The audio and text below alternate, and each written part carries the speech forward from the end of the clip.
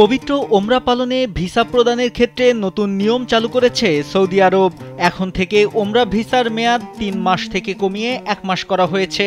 Visa ইস্যুর তারিখ থেকেই সময়সীমা গণনা করা হবে। তবে হজ যাত্রীদের সৌদি আরবে থাকার নিয়মে কোনো পরিবর্তন করা হয়নি। দেশটির হজ ও ওমরা মন্ত্রণালয়ের সূত্রের উদ্ধৃতি দিয়ে আল আরাবিয়া জানিয়েছে, হজ যাত্রীরা আগের মতোই সৌদিতে ৩ মাস থাকার সুযোগ পাবেন।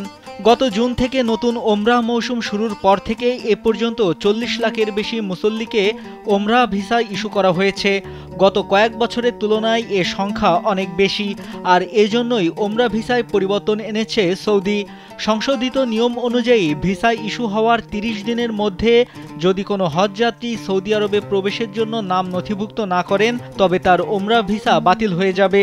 নতুন এই নিয়ম আগামী সপ্তাহ থেকে কার্যকর হবে। ন্যাশনাল কমিটি ফর ওমরা অ্যান্ড ভিজিটের উপদেষ্টা আহমেদ বাজাইফার বলেছেন, ওমরা হজ যাত্রীদের প্রত্যাশিত ভিড় সামলানোর জন্য মন্ত্রণালয়ের প্রস্তুতির অংশ হিসেবে এ সিদ্ধান্ত নেওয়া হয়েছে। বিশেষ করে গ্রীষ্ম মৌসুম শেষ হওয়া এবং মক্কা ও মদিনায় তাপমাত্রা কমার পর ওমরা যাত্রীদের ভিড় বাড়তে পারে বলে ধারণা করা হচ্ছে। তিনি আরও বলেন, নতুন এ সিদ্ধান্তের মূল লক্ষ্য হল দুই পবিত্র নগরীতে মুসল্লিদের অতিরিক্ত ভিড় এড়ানো।